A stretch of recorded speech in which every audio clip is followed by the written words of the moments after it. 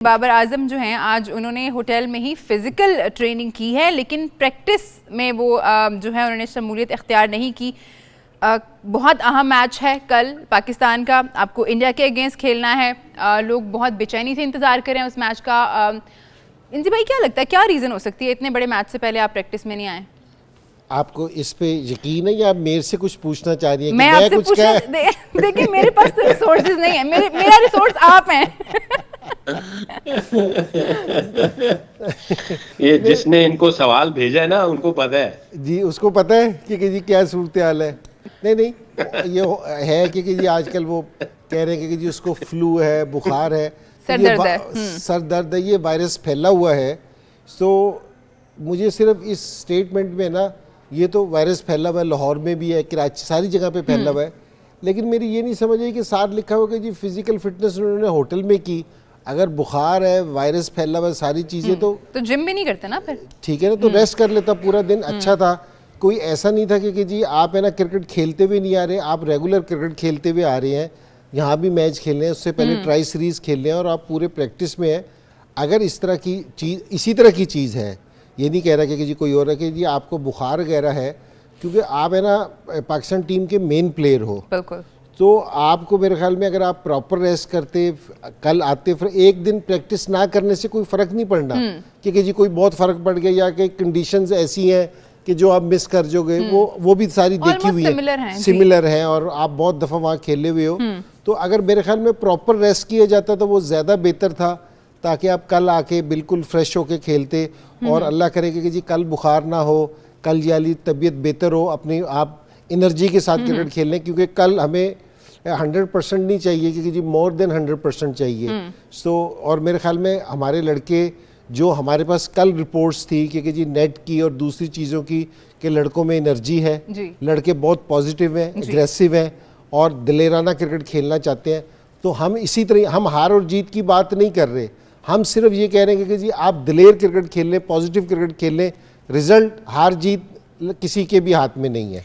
सकी भाई, इंजी भाई तो कह रहे हैं कि इतना खास कोई फ़र्क नहीं पड़ता, आप क्रिकेट खेलते हुए आ रहे हैं और कंडीशंस भी ऑलमोस्ट सिमिलर हैं, कोई इतना फ़र्क नहीं है दुबई में, लाहौर में, कराची में, तो ठीक है, नहीं प्रैक्टिस हो सकता है उनका ना हो मूड, क्योंकि जिम में तो उन्होंने की है ट्रेनिंग। अच्छा, आप इस चीज़ पे नहीं मानने के लिए तैयार किए कि जी उसको नज़ला बुखार है? मैं दुआ कर रही हूँ कि उनको ऐसा कुछ ना हो, क्योंकि हमारा बैलेंस पहले ही बहुत आउट है। देखें, फ़र्ज़ नहीं है कि एक दिन पहले आप प्रैक्टिस करें, एक दिन पहले आप जाएं। अगर आप रिलैक्स रहना चाहते हैं, that's the part of your preparation, you should do it. अगर आप रिलैक्स रहना चाहते हैं, स्विमिंग करना चाह रहे हैं, स्ट्रेचिंग करना चाह रहे हैं, यू नो स्विच ऑफ करना चाह रहे हैं, एंजॉय करना चाह रहे हैं, तो आप कर सकते हैं, कोई फ़र्ज़ नहीं है। मैं तो जब भी हेड कोच था तो अ डे बिफोर मेरा मैसेज आता था कि ये कंपल्सरी नहीं है, ऑप्शनल है, जिसने आना है वो आए। ग्राउंड में हम जब जाएंगे एज ए टीम, अगर कोई ग्राउंड तक जाना चाहता है, उधर जाके भी वो कुछ नहीं करना चाहता है, we are happy for that. अगर वो ग्राउंड में सिर्फ वॉक करना चाह रहा है, डिफरेंट एंगल से अपने आप को विजुअलाइज करना चाहता है, और ड्रेसिंग रूम में जाके सिर्फ होटल से निकल के ड्रेसिंग रूम में बैठना चाहता है, फिजियो के साथ उधर हो सकता है एक मसाज करवाना चाहता है, सॉफ्ट टिश्यूज का स्ट्रेच करना चाहता है, होटल में रहना चाहता है, it's optional, one day before the match. तो वो सबके लिए एक क्लियर मैसेज होता था। बस आगे अगर आ रहा है कि जी बुखार चढ़ गया, फलाना हो गया, ये चीजें हो गई हैं, तो आई डोंट नो, इसके ऊपर तो कोई कमेंट्स दे नहीं सकते। But I think it's not फर्ज कि आपको जाने ही जाना है। जो मसाज वाली बात है ना, ये मुझे तुम्हारी अच्छी लगी है, क्योंकि मैंने अक्सर सकलैन को देखा है मसाज टेबल पे बिफोर द गेम, रिलैक्स करने के लिए, क्योंकि ये भी मेन प्लेयर होता था ना, इसमें भी प्रेशर तो होता था ना कि जी कल इसने आउट करने हैं, क्योंकि जी मसाज जरूरी है। सकी भाई कुछ ऐड करना चाह रहे थे? हाँ, मोहम्मद यूसुफ और मैं जब जाते थे ना, तो मेरा जो मशहूर था वो निकलता था, तो उसकी उंगलियां ऐसी होती थी। फिर उसको खुद मसाज की जरूरत है। यूसुफ को खास तौर पे, और यूसुफ जब कर भी लेता था वो तख्ता बन जाता था, अगले दिन फिर स्टिफ होता था। ठीक है जी, शुभमन गिल ने भी बात की है मीडिया से, और उनका कहना था कि 11 से 40 ओवर्स में जो भी टीम जो है वो ज़्यादा स्ट्राइट रोटेट करेगी, उसको एडवांटेज रहेगा। ठीक है, बात तो उन्होंने सही की है। आगे बढ़ते हैं। अगली खबर ये है कि आकिब जावेद साहब जो हैं उन्होंने भी मीडिया से बात की, काफ़ी लोगों ने मीडिया से बात की है। उनका ये कहना था कि हमारी जो एक्सपेक्टेशंस हैं वो फास्ट बॉलर्स से ज़्यादा हैं। उन्होंने कहा कि मुझे शाहीन शाह अफरीदी और नसीम शाह से बहुत सारी उम्मीदें हैं।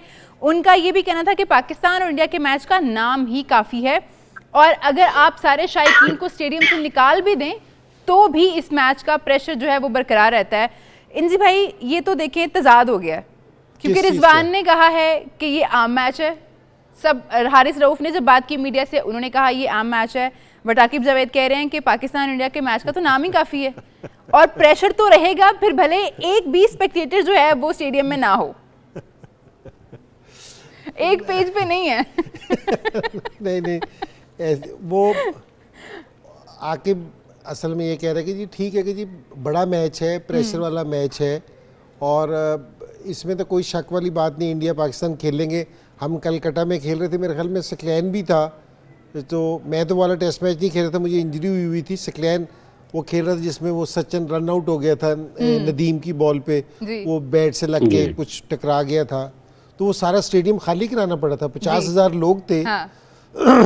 तो स्टेडियम खाली करा के हमें इंडिया पाकिस्तान में खेले थे, लेकिन प्रेशर वहीं था। ये नहीं है कि जी प्रेशर ख़त्म हो गया था। तो प्रेशर तो इंडिया पाकिस्तान का मैच है ही है। उनका मतलब ये था कि जी आप इस तरह खेलने के कि जिस तरह एक हम राउंड का मैच खेलते हैं, जिस तरह दूसरी टीमों से खेलते हैं। देखिए आप है ना, किसी भी टीम से इंटरनेशनल मैच खेल रहे हैं, इवन मैं आपको बता रहा हूँ कि जिस टाइम आप क्लब का मैच खेलने जाते हैं तो उधर भी प्रेशर होता है। तो प्रेशर तो सारी जगह पे है, लेकिन वो किसी दूसरी सेंस में कह रहे थे। लेकिन आकिब की बात भी अपनी जगह सही है, प्रेशर वाला मैच तो है, और यही मज़ा है कि जी परफॉर्मेंस देने का ना। कि मुझे याद है कि सकलैन की एक सीरीज़ थी जो